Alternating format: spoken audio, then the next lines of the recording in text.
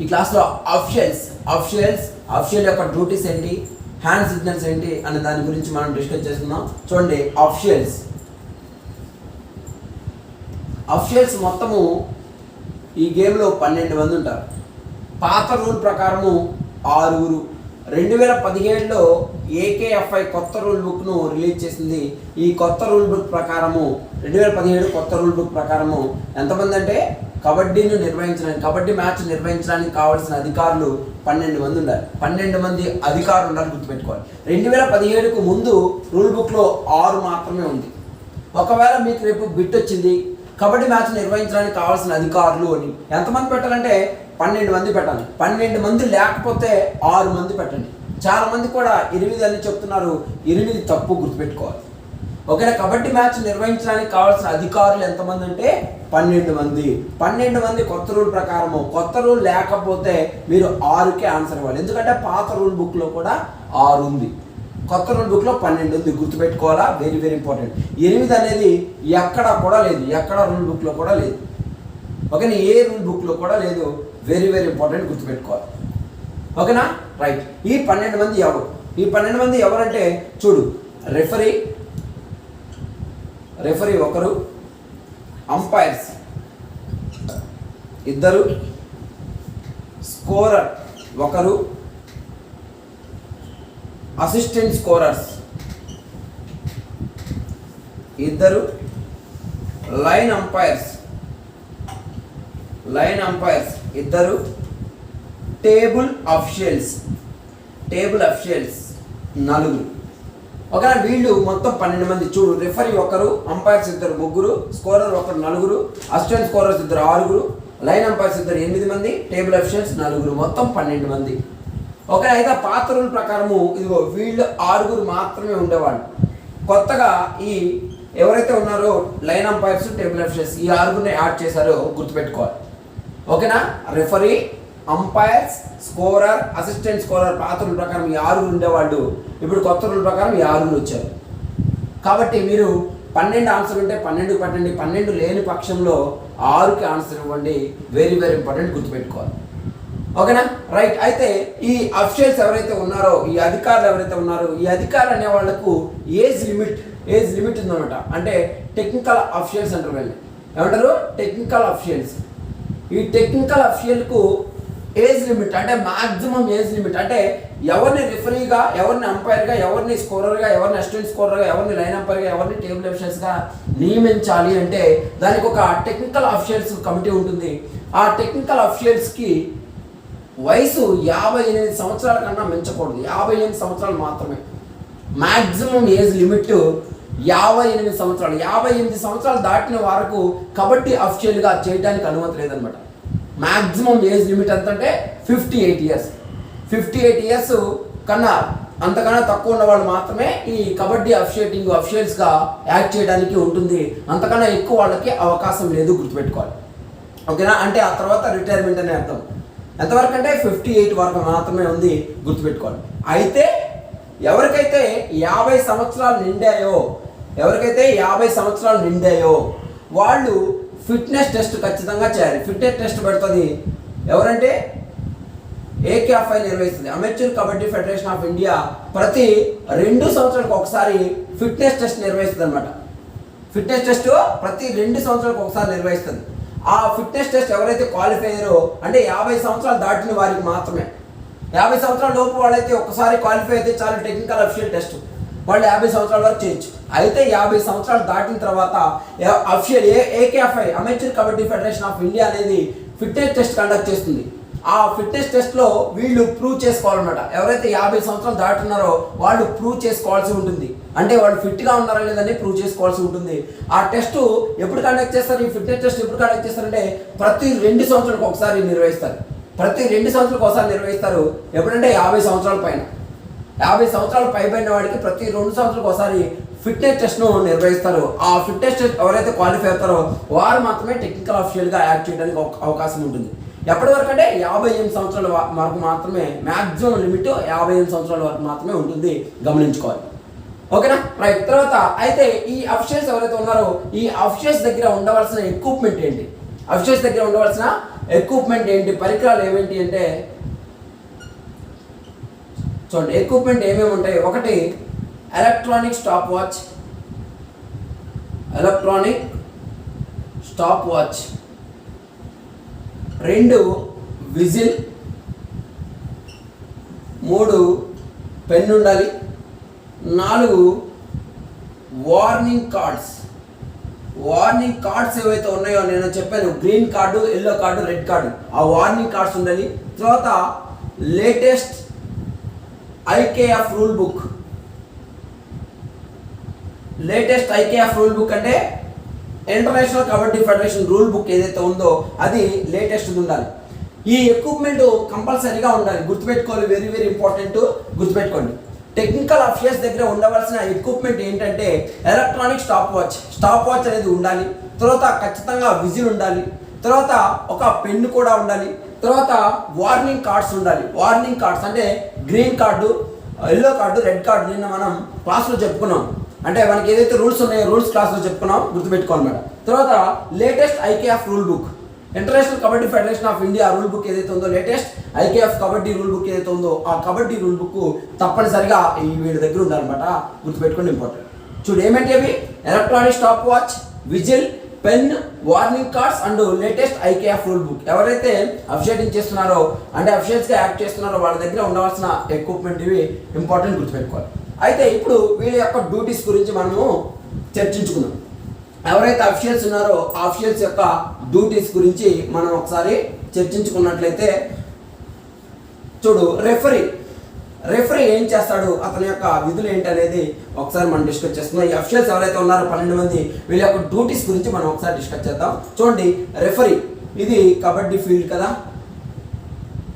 మొదటిగా రెఫరీ మ్యాచ్కు తగినంత ముందుగా వచ్చి, ఇది కబడ్డీ ఫీల్డ్. రెఫరీ అనేవాళ్ళు మ్యాచ్కు తగినంత ముందుగా రావాలి. ముందుగానే వాళ్లకు ఈ కోర్టులో కోర్ట్ నెంబర్ 2లో రెఫరీగా ఇతన్ని వేసాము అంటే అతని పేరు లేదా ఆమె పేరు చెప్తాను అనమాట, అనౌన్స్ చేస్తాను. అప్పుడేం చేయాలంటే ఆ మ్యాచ్ షెడ్యూల్ ప్రారంభానికి ముందుగా వచ్చి ఆ కోర్టు పరిశీలించుకుంటాడు. ఆ గ్రౌండ్ మొత్తాన్ని కూడా పరిశీలించుకోవాలి. అంటే కరెక్ట్గా అన్ని లైన్స్ ఉన్నాయా లేదా, ఎగ్జాక్ట్గా వేసారు లేదని చెక్ చేసుకుంటాడు. ఆ తర్వాత 2 టీములు పిలిచి కాయిన్తో టాస్ వేస్తాడు. గుర్తుపెట్టుకోండి, ఏం చేస్తాడు, తగినంత ముందుగా వచ్చి గ్రౌండ్ను పరిశీలించుకుంట. తర్వాత 2వ పాయింట్, క్రీడాకారులు ఇరు టీముల్లోని ఇద్దరు ఎవరైతే కెప్టెన్స్ ఉన్నారో కెప్టెన్ పిలిచి టాస్ వేయుట ఎవరి యొక్క బాధ్యత, రెఫరీ యొక్క బాధ్యత. గుర్తుపెట్టుకోండి, రెఫరీ గురించి మనం చెప్పుకుంటున్నాం.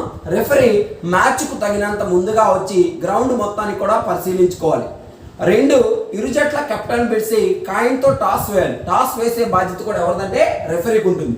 తర్వాత 3 మ్యాచ్ను ప్రారంభించుట, మ్యాచ్ను స్టార్ట్ చేయుట అండ్ క్లోజ్ చేయుట. మ్యాచ్ను ప్రారంభించుట అంటే మ్యాచ్ను స్టార్ట్ చేసేది ఎవరంటే రెఫరీ, మ్యాచ్ను క్లోజ్ చేసేది కూడా ఎవరంటే రెఫరీ చేస్తాడు, గుర్తుపెట్టుకోవాలి.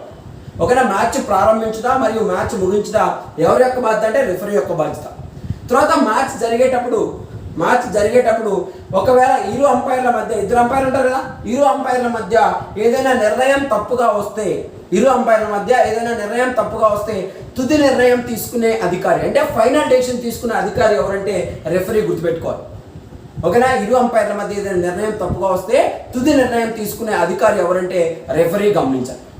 ఓకేనా, తర్వాత రెఫరీ రెండవ అర్ధభాగం సెకండ్ హాఫ్లోని చివరి 5 నిమిషాల్లో ప్రతి నిమిషాన్ని తెలియజేయుట. అంటే ఉదాహరణకి లాస్ట్ 5 మినిట్స్ ఉంటాయి కదా, ఆ లాస్ట్ 5 మినిట్స్లో last 5 minutes, last 4 minutes, last 3 minutes, last 2 minutes, last 1 minute అని చివరి 5 నిమిషాల్లో, ఇప్పుడు సెకండ్ హాఫ్ రెండవ అర్ధభాగంలోని చివరి 5 నిమిషాల్లో ప్రతి నిమిషాన్ని కూడా తెలియజేసే అధికారి ఎవరంటే రెఫరీ. తర్వాత చివరి 5 నిమిషాల కంటే ముందు, చివరి 5 నిమిషాలు అనౌన్స్ చేస్తారు కదా, దానికన్నా ముందు రెఫరీ ఇరు జట్ల స్కోర్ను ప్రకటించాలి. అంటే ఉదాహరణకి లాస్ట్ 5 మినిట్స్ చెప్తారు కదా, ఆ లాస్ట్ 5 మినిట్స్ అనౌన్స్ చేసే ముందుగా ఏం చేయాలంటే ఇరు జట్ల స్కోర్ను ప్రకటించాలి. ఉదాహరణకి ఏ team score 30 points, B team score 25 points అట్లా చెప్పాలి. వాళ్ళకి వచ్చిన పాయింట్స్ ఏవైతే ఉన్నాయో ఆ పాయింట్స్ను ఎప్పుడు అనౌన్స్ చేయాలి, చివరి 5 నిమిషాలు చెప్పే ముందుగా. చివరి లాస్ట్ 5 మినిట్స్ అని చెప్తారు కదా, దానికి ముందు చివరి 5 నిమిషాల కంటే ముందు ఇరు జట్ల స్కోరును ప్రకటించే అధికారి ఎవరంటే రెఫరీ, గుర్తుపెట్టుకోవాలి. ఓకేనా. తర్వాత రెఫరీ సబ్స్టిట్యూట్ను నిర్వహించడం, సబ్స్టిట్యూట్స్ ఏవైతే ఉన్నాయో సబ్స్టిట్యూట్స్ను మరియు టైమ్అవుట్స్ ఏవైతే ఉన్నాయో టైమ్అవుట్స్ను కూడా నిర్వహించే బాధ్యత ఎవరిదంటే రెఫరీకి ఉంటుంది. సబ్స్టిట్యూట్ నిర్వహించే బాధ్యత ఎవరిది? రెఫరీది. టైమ్అవుట్స్ కూడా ఇచ్చేది ఎవరంటే రెఫరీ ఇస్తారు. అంపైర్స్ ఏం చేస్తారంటే రెఫరీకి సహాయకారిగా ఉంటారు టైమ్అవుట్స్ మరియు సబ్స్టిట్యూషన్ విషయంలో. అంపైర్స్ డ్యూటీస్ వచ్చినప్పుడు దాని గురించి చెప్తాను. ఓకేనా. తర్వాత మ్యాచ్ను మొదటి నుంచి చివరి వరకు సూపర్వైజ్ చేస్తారు, అంటే పర్యవేక్షిస్తారు అనమాట. మ్యాచ్ను మొదటి నుంచి చివరి వరకు పర్యవేక్షిస్తూ ఉంటాడు. సూపర్విజన్ అంతా కూడా, మ్యాచ్ అంతా కూడా సూపర్విజన్ ఎవరిదంటే రెఫరీకి ఉంటుంది. మ్యాచ్ మొత్తాన్ని కూడా పర్యవేక్షించే అధికారి రెఫరీ. ఒక్కచోట నిలబడకూడదు. ఈ గ్రౌండ్ ఏదైతే ఉందో, ఫీల్డ్ ఏదైతే ఉందో ఫీల్డ్ చుట్టూ తిరుగుతూ ఉండాలి రెఫరీ. ఓకేనా. మ్యాచ్ మొత్తాన్ని కూడా సూపర్వైజర్ పర్యవేక్షించే అధికారి ఎవరంటే రెఫరీ, గుర్తుపెట్టుకోవాలి, ఇంపార్టెంట్. తర్వాత ఎవరైనా క్రీడాకారులు తప్పుగా ప్రవర్తిస్తే కార్డుల సాయంతో శిక్షించే అధికారి, వాళ్ళు సస్పెండ్ చేసే అధికారి లేదా డివార్డ్ చేసే అధికారం ఎవరికి ఉంటుందంటే రెఫరీకి ఉంటుంది, గమనించాలి. ఎవరికి ఉంటుంది? రెఫరీకి ఉంటుంది, గమనించుకోవాలి, ఇంపార్టెంట్. ఓకేనా. ఇవి ఏవైతే పాయింట్స్ ఉన్నాయో అవి ఎవరు చేస్తారంటే డ్యూటీస్ రెఫరీ చేస్తాడు, గుర్తుపెట్టుకొని. మళ్ళీ రెఫరీ యొక్క డ్యూటీస్ ఏంటనేది ఒకసారి చెప్తా చూడు. మ్యాచ్కు తగినంత ముందుగా వచ్చి గ్రౌండ్ పరిశీలించుకుంటా, ఇరు జట్ల కెప్టెన్ పిలిచి కాయిన్తో టాస్ వేయుట, మ్యాచ్ను ప్రారంభించుట మరియు ముగించుట. అంటే మ్యాచ్ స్టార్ట్ చేసేది ఎవరంటే రెఫరీనే, మ్యాచ్ ముగించేది ఎవరంటే రెఫరీనే, గుర్తుపెట్టుకోవాలి. తర్వాత టైమ్అవుట్ కానీ సబ్స్టిట్యూషన్స్ కానీ నిర్వహించే అధికారి ఎవరంటే రెఫరీ.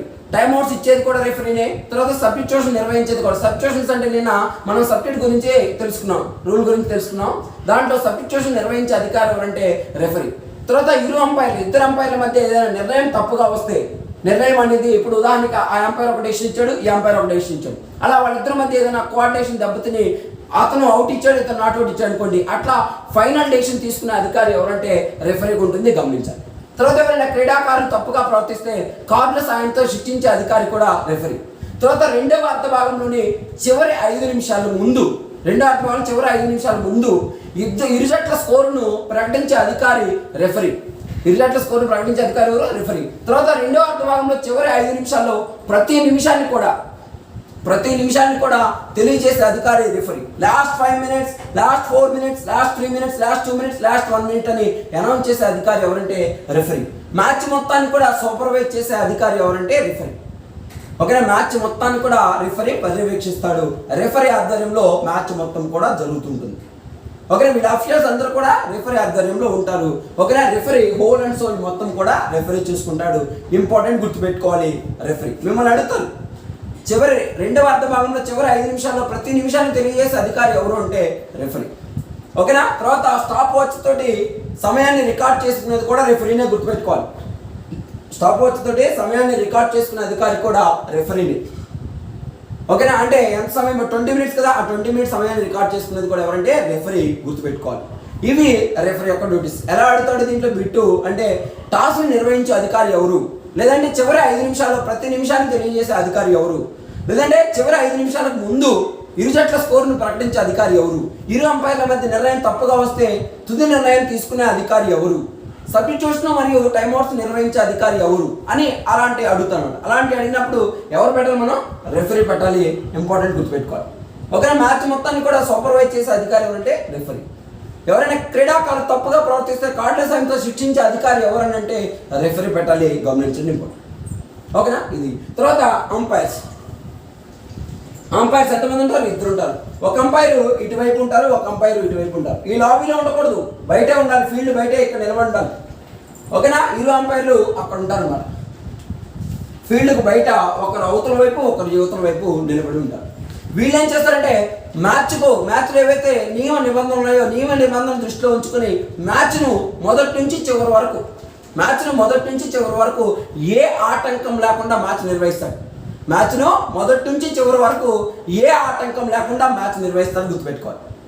ఓకేనా. ఎవరైతే అంపైర్స్ ఉన్నారో అంపైర్స్ అనేవాళ్ళు నియమ నిబంధనలను దృష్టిలో ఉంచుకొని మ్యాచ్ను మొదటి నుంచి చివరి వరకు నిర్వహించే అధికారి ఎవరంటే అంపైర్స్.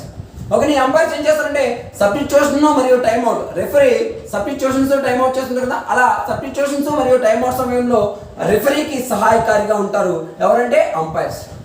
అంపైర్స్ యొక్క డ్యూటీస్ ఏంటంటే మ్యాచ్ను మొదటి నుంచి చివరి వరకు ఏ ఆటంకం లేకుండా మ్యాచ్ చివరి వరకు నిర్వహిస్తారు. దేని దృష్టిలో ఉంచుకొని? నియమ నిబంధనలు దృష్టిలో ఉంచుకొని, నియమ నిబంధనలు rules and regulations, kabaddi rules ఏమున్నాయో ఆ రూల్స్ అన్నింటి కూడా దృష్టిలో ఉంచుకొని మ్యాచ్ను మొదటి నుంచి చివరి వరకు నిర్వహించే అధికారులు ఎవరంటే అంపైర్స్. ఓకేనా? రెఫరీకి సహాయకారిగా ఉంటారు. ఏ విషయంలో? సబ్స్టిట్యూషన్స్ మరియు టైమ్అవుట్ సమయంలో రెఫరీకి సహాయకారిగా ఉంటారు. ఓకేనా? తర్వాత ఎవరైనా క్రీడాకారులు లాబీ లైన్ తాకినా లేదా ఎండ్ లైన్ దాటినా చూసి వాళ్ళ టీషర్ట్ నెంబర్ చెప్పి అవుట్ ఇచ్చే బాధ్యత కూడా ఎవరిదంటే అంపైర్స్కి ఉంటుంది. ప్రతి అవుట్ను, ప్రతి బోనస్ పాయింట్, టెక్నికల్ పాయింట్, ప్రతి పాయింట్ను ప్రకటించే అధికారులు ఎవరంటే అంపైర్స్. ప్రతి అవుట్ను, ప్రతి బోనస్ పాయింట్, ప్రతి మ్యాచ్ జరిగే ప్రతి ఒక్కరు కూడా ప్రకటించే అధికారం ఎవరికి ఉంటుందంటే అంపైర్స్కి ఉంటుంది. గమనించాలి. ఓకేనా? ఇది అంపైర్స్ యొక్క డ్యూటీస్. అడుగుతాడు మిమ్మల్ని, మ్యాచ్లో నియమ నిబంధనలు దృష్టిలో ఉంచుకొని మ్యాచ్ను మొదటి నుంచి చివరి వరకు ఏ ఆటంకం లేకుండా నిర్వహించే అధికారులు ఎవరంటే అంపైర్స్. సబ్స్టిట్యూషన్స్ మరియు టైమ్అవుట్ సమయంలో రిఫరీకి సహాయకారిగా ఉండేది ఎవరంటే అంపైర్స్. ఎవరైనా క్రీడాకారులు గ్రౌండ్ కొలతలు అంటే ఫీల్డ్ కొలతలు బయట తాకితే, అంటే లాబీ లైన్ తాకినా లేదా ఎండ్ లైన్ దాటినా ఓకేనా అవుట్ ఇచ్చే బాధ్యత ఎవరిదంటే అంపైర్స్కి ఉంటుంది. గమనించుకోవాలి, ఇంపార్టెంట్. ఓకేనా? ఇవి అంపైర్స్ యొక్క డ్యూటీస్ అన్నమాట. తర్వాత స్కోరర్ 1. స్కోరర్ 1 ఏం చేస్తాడంటే స్కోర్ షీట్ కలిగి ఉంటాడు. స్కోరర్ 1 దగ్గర స్కోర్ షీట్ ఉంటుంది అనమాట. ఈ స్కోర్ షీట్లో ఇరు జట్ల సమాచారం, ఈ జట్లో ఎంతమంది, 1 2 3 4 5 10 మంది 12 మంది అనమాట మ్యాక్సిమం. ఓకేనా? ఇక్కడ కూడా 12 మంది. ఇరు జట్ల సమాచారాన్ని మొత్తాన్ని నమోదు చేస్తాడు. ఇరు జట్ల సమాచారాన్ని మొత్తాన్ని కూడా నమోదు చేయట, మరియు ఎవరు టాస్ గెలిచారో టాస్ను కూడా నమోదు చేసుకుంటా, ఎవరు సబ్స్టిట్యూట్ అవుతున్నారో సబ్స్టిట్యూట్ నమోదు చేసుకుంటా, తర్వాత ఎవరు టైమ్అవుట్ తీసుకున్నారో టైమ్అవుట్లు కూడా నమోదు చేసుకుంటా, తర్వాత అంపైర్ ప్రకటించిన ప్రతి పాయింట్, అవుట్ కావచ్చు, బోనస్ పాయింట్ కావచ్చు, టెక్నికల్ పాయింట్ కావచ్చు, లోనా కావచ్చు, వీటన్నిటి సూపర్ ట్యాకిల్ కావచ్చు, వీటన్నిటిని కూడా స్కోర్ షీట్లో నమోదు చేసుకుంటా, దానికి సంబంధించి సింబల్స్ ఏవైతే ఉన్నాయో సింబల్స్ ఉన్నాయి, సింబల్స్, ఆ సింబల్స్ను ఆధారంగా చేసుకుని స్కోర్ షీట్ను ఏదైతే నింపుట, స్కోర్ షీట్ని ఏం చేస్తా అంటే అతని ఆధ్వర్యంలో ఉంటుంది స్కోర్ షీట్. ఎవరి ఆధ్వర్యంలో అంటే స్కోరర్ ఆధ్వర్యంలో ఉంటుంది. ఒకనే ఇతను స్కోర్ షీట్ కలిగి ఉండి ప్రతి పాయింట్ కూడా నమోదు చేస్తాడు. ప్రతి పాయింట్ అంటే అవుట్ అయినా కానీ, బోనస్ పాయింట్ వచ్చినా కానీ, టెక్నికల్ పాయింట్ వచ్చినా కానీ, సూపర్ ట్యాకిల్ వచ్చినా కానీ, లోనా వచ్చినా కానీ దానికి సింబల్స్ ఉంటాయి. ఆ సింబల్స్ ఏంటనేది నేను చెప్తాను. ఆ సింబల్స్ ఆధారంగా చేసుకొని ప్రతి స్కోర్ను కూడా అంటే ప్రతి పాయింట్ను కూడా అలా చేస్తూ ఉంటాడు. అది ఎలాగనేది ఒకసారి మనం సింబల్స్ చూడండి. చూడు, ఫస్ట్ లీడింగ్ పాయింట్ వస్తే స్కోర్ షీట్లో ఎలా చేయాలంటే, అంటే ఉదాహరణకి ఈ టీము రెండు టీముల్లో ఎవరైనా ఫస్ట్ పాయింట్ సాధిస్తారు కదా, వీళ్ళైనా కావచ్చు వాళ్ళైనా కావచ్చు, ఎవరైనా ఫస్ట్ లీడింగ్ పాయింట్ సాధిస్తే దానికి ఎలా పెడతారంటే చూడు, ఇలా పెడతాడు. ఫస్ట్ లీడింగ్ పాయింట్ చూపించి గుర్తు స్క్వేర్ షేప్లో పెడతాం, గుర్తుపెట్టుకోవాలి. ఫస్ట్ లీడింగ్ పాయింట్ చూపించి గుర్తు ఏంటి? స్క్వేర్ షేప్లో ఇలా పెట్టాలి. స్క్వేర్ షేప్లో ఫస్ట్ లీడింగ్ పాయింట్ చూపించి గుర్తు ఏంటంటే స్క్వేర్ షేప్. గమనించాలి, స్క్వేర్ అని పెడతాం. ఓకేనా? తర్వాత రన్నింగ్ స్కోర్ను చూపించి గుర్తు. రన్నింగ్ స్కోర్ అంటే ఉదాహరణకి నేను వెళ్ళాను, అవుట్ అయితే దాన్ని రన్నింగ్ స్కోర్ అంటారు. వాడు వచ్చాడు, అవుట్ అయ్యాడు, దాన్ని రన్నింగ్ స్కోర్ అంటారు. రన్నింగ్ స్కోర్ను చూపించి గుర్తు చూడు, ఇలా డయాగ్నల్గా పెడతాం. ఇలా ఉదాహరణకి 1 2 3 4 ఉన్నాయి అనుకోండి, ఫస్ట్ లీడింగ్ పాయింట్ ఎలా పెడతాం అంటే ఇలా పెడతాం, స్క్వేర్ షేప్లో పెడతాం. ఓకేనా? అదే రన్నింగ్ స్కోర్ అనుకోండి, రన్నింగ్ స్కోర్ అంటే ఒకవేళ నేను వెళ్ళి 3 అవుట్ చేశాను, 3 పాయింట్లు వస్తాయి కదా, 3 పాయింట్లకి ఇలా డయాగ్నల్గా కొట్టాలి, 3 పాయింట్లకి ఇలాగే కొట్టాలి. అంతేగాని 3 పాయింట్లుగా ఇట్లా కొట్టడము, లేదంటే అడ్డంగా ఒకటి ఇట్లా కొట్టడమో చేయకూడదు. డయాగ్నల్గా ఇలా కొట్టాలి. రన్నింగ్ స్కోర్కు గుర్తుపెట్టుకోవాలి. రన్నింగ్ స్కోర్ చూపించి గుర్తేంటి? డయాగ్నల్. రన్నింగ్ స్కోర్ చూపించి గుర్తేంటి? డయాగ్నల్ చెప్పాలి, గుర్తుపెట్టుకోండి. తర్వాత బోనస్ పాయింట్ అంటే ఏంటో మీకు చెప్పాను. ఈ బోనస్ పాయింట్ వస్తే ఎలా గుర్తుపెట్టాలంటే ట్రయాంగిల్ పెట్టాలి. ఎలా పెట్టాలి? ట్రయాంగిల్. ఇదిగో ట్రయాంగిల్ అంటే త్రిభుజాకారంలో పెట్టాలి. ఉదాహరణకి బోనస్ పాయింట్ వచ్చిందనుకోండి, బోనస్ పాయింట్కు ఇదిగో ఇలా పెట్టాలి. స్కోర్ షీట్లో ఎలా చేయాలి? ఇలా చేయాలి, గుర్తుపెట్టుకోవాలి. బోనస్ పాయింట్ చూపించి గుర్తు ట్రయాంగిల్. ఓకేనా? తర్వాత టెక్నికల్ పాయింట్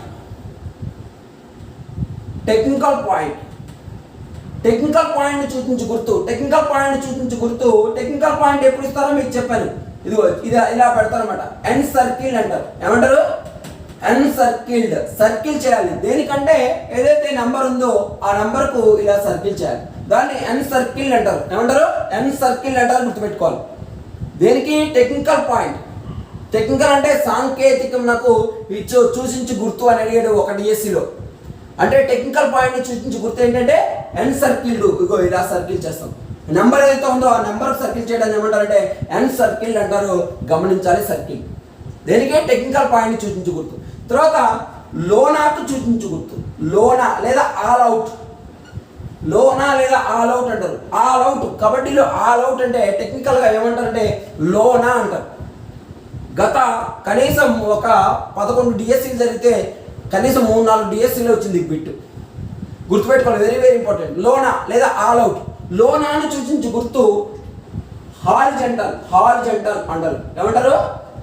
హారిజంటల్. హారిజంటల్గా కొట్టాలి లోనా. ఉదాహరణకి ఇదిగో, ఉదాహరణకి ఇక్కడ 1 2 3 4 5 6 7 8 3 పాయింట్లు వచ్చాయి. 3 రన్నింగ్ స్కోర్లు వచ్చాయి. అంటే 3 పాయింట్లు వచ్చాయి. 1 2 3. తర్వాత లోనా వచ్చింది. లోనాకి ఇలా. లోనా గుర్తుగా ఎన్ని పాయింట్లు ఇస్తారు నేను చెప్పుకున్నాం మనం. లోనా గుర్తుగా ఎన్ని పాయింట్లు ఇస్తారు? 2 పాయింట్లు ఇస్తారు.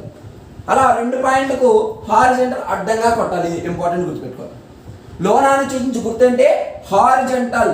ఒకవేళ మిమ్మల్ని అడిగాడు లోనాను సూచించి గుర్తు హారిజంటల్, డయాగ్నల్, ఎన్ సర్కిల్డ్ లేదంటే ట్రయాంగిల్ ఏం పెడతారు? ఏం పెట్టాలంటే లోనాను సూచించి గుర్తు హారిజంటల్, అడ్డంగా అని అర్థం. హారిజంటల్ అంటే అడ్డంగా. లోనాను సూచించి గుర్తు హారిజంటల్. తర్వాత సూపర్ ట్యాకిల్. సూపర్ ట్యాకిల్ లేదంటే సూపర్ క్యాచ్ అని కూడా అంటారు దీన్ని. Super tackle or super catch. Super tackle అంటే ఏం చెప్తున్నాను నిన్న? ముగ్గురు లేక అంతకన్నా తక్కువ మంది డిఫెండర్స్ ఉన్నప్పుడు, రైడర్ అవుట్ అయితే, రైడర్ ఏ విధంగా అయినా అవుట్ అవ్వచ్చు. సెల్ఫ్ అవుట్ కావచ్చు, లేదా అంపైర్స్ అవుట్ ఇవ్వచ్చు, లేదంటే డిఫెండర్స్ పట్టుకోవచ్చు. ఏ విధంగా రైడర్ అవుట్ అయినా కానీ ఆ డిఫెండింగ్ టీంకు 2 పాయింట్లు వస్తాయి. దాన్ని సూపర్ ట్యాకిల్ అంటారు. సూపర్ ట్యాకిల్ ఎప్పుడు వర్తిస్తుంది? ముగ్గురు లేక అంతకన్నా తక్కువ మంది డిఫెండర్స్ ఉన్నప్పుడు.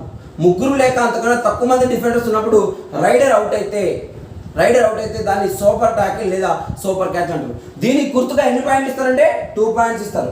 ఎన్ని పాయింట్స్ ఇస్తారు? దీనికి కూడా 2 పాయింట్స్. ఏం చేయాలంటే 2 పాయింట్స్కు ఇలా క్రాస్ చేయాలి. క్రాస్ మార్క్ పెట్టాలి. దానికి ఎలా చూపిస్తారంటే సూపర్ ట్యాకిల్ గుర్తు ఇలా ఇంటికి పెడతాం కదా, అట్లా క్రాస్ అంటారు. దాన్ని ఏమంటారు? క్రాస్. సూపర్ ట్యాకిల్ చూపించి గుర్తు ఏంటి? క్రాస్. తర్వాత టైమ్అవుట్ను సూచించి గుర్తు టైమ్అవుట్ తీసుకుంటారు కదా, అలా టైమ్అవుట్ తీసుకున్నప్పుడు టైమ్అవుట్ సూచించి గుర్తు నేను మీకు చెప్పాను. టైమ్అవుట్స్ చెప్పినప్పుడు చెప్పాను. టైమ్అవుట్ సూచించి గుర్తు ఏంటి? టీ అనమాట. టీ అని మార్క్ చేస్తారు, గమనించాలి. ఒకరి టైమ్అవుట్కి ఏం చేస్తారు? టీ అనే మార్క్ చేస్తారు, గమనించుకోండి. నిన్న మనం టైమ్అవుట్స్లో చెప్పాం. టైమ్అవుట్స్ ఎన్ని ఉంటాయని చెప్పాము? ప్రతి టీముకు ప్రతి అర్ధ భాగానికి 2 టైమ్అవుట్లు ఉంటాయి. ప్రతి టైమ్అవుట్ సమయం 30 సెకండ్లు. ఓకేనా? అఫిషియల్ టైమ్అవుట్ ఎవరు తీసుకుంటారు? రెఫరీ కానీ అంపైర్ కానీ తీసుకుంటారు. ఎప్పుడు తీసుకుంటారంటే బయట వారి చేత ఆటకు ఆటంకం కలిగినప్పుడు కానీ, లేదా గ్రౌండ్లో రీలైనింగ్ వేయవలసి వచ్చినప్పుడు కానీ, లేదంటే ఎవరైనా క్రీడాకారుడికి ఇంజరీ జరిగినప్పుడు కానీ అఫిషియల్ టైమ్అవుట్ తీసుకుంటారని చెప్పాను. ఓకేనా? ఈ టైమ్అవుట్ మరియు అఫిషియల్ టైమ్అవుట్ గుర్తుపెట్టుకోండి. అది అక్కడ చెప్పలేదు పాయింట్, ఇక్కడ చెప్తున్నాను, గుర్తుపెట్టుకోవాలి. టైమ్అవుట్, అఫిషియల్ టైమ్అవుట్ సమయం అనేది మ్యాచ్ సమయానికి కలుపుతారు, అంటే యాడ్ చేస్తారు అని గుర్తుపెట్టుకోవాలి. యాడ్ చేస్తారు, దాంట్లో భాగం కాదు, మ్యాచ్లో భాగం కాదు. ఇప్పుడు ఉదాహరణకి 20 నిమిషాలు, 5 నిమిషాలు, 20 నిమిషాలు జరుగుతుంది కదా, ఈ టైమ్అవుట్ సమయం అనేది లేదంటే అఫిషియల్ టైమ్అవుట్ సమయం అనేది ఈ సమయానికి కలుపుతారు. ఎందుకంటే ఉదాహరణకి ఒక మ్యాచ్ షెడ్యూల్ 45 నిమిషాలు వేసుకున్నారు అనుకోండి, ఎగ్జాంపుల్గా 45 నిమిషాలు వేసుకున్నాను అనుకోండి. ఈ టైమ్అవుట్ సమయము మరియు అఫిషియల్ టైమ్అవుట్ సమయం ఏదైతే ఉందో దాన్ని మ్యాచ్ సమయానికి కలుపుతారు. అంటే ఈ 20 మినిట్స్లో భాగం కాదు, ఈ 20 మినిట్స్కు అదనంగా ప్లస్ అని అర్థం అనమాట. ఎందుకు చెప్పాల్సి వస్తుందంటే ఆ బిట్టు ఒకవేళ మిమ్మల్ని అడుగుతాడు, ఈ క్రింది వారిలో కబడ్డీలో సరి అయిన వాక్యాన్ని గుర్తించండి అంటాడు. సరి అయిన వాక్యాన్ని గుర్తించండి. 1, కబడ్డీలో టైమ్అవుట్ సమయాన్ని మ్యాచ్ సమయాన్ని కలుపుతారు. 2, కబడ్డీలో అఫిషియల్ టైమ్అవుట్ సమయాన్ని మ్యాచ్ సమయాన్ని కలుపుతారు. 3, కబడ్డీలో ఒక డిఫెండర్ అవుట్ అయితే 1 పాయింట్ మాత్రమే ఇస్తారు. 4, పైవన్నీ అని అడుగుతారు. అప్పుడు మనం ఏం చేస్తాం?